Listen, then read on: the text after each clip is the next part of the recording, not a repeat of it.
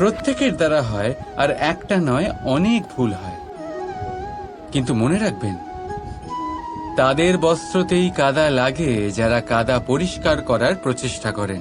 তাহলে যেখানে চেষ্টা আছে সেখানে ভুল তো হবেই।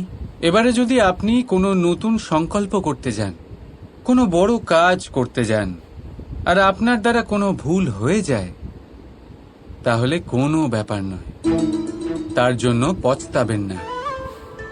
নিজের ভুলটাকে চিনুন, তাকে বুঝুন, তাকে শুধরাবার চেষ্টা করুন, আর সব থেকে জরুরি কথা, নিজের ভুল থেকে শিখুন। এই ভুল আপনার সব থেকে বড় শিক্ষক। তাই সেটাতে দুঃখী হবেন না, তার জন্য পস্তাবেন না। এই ভুলকে সম্ভ্রম করতে শিখুন। তারপর দেখবেন আপনি নিজেকে জীবনে আরো শিখরে নিয়ে যাবেন।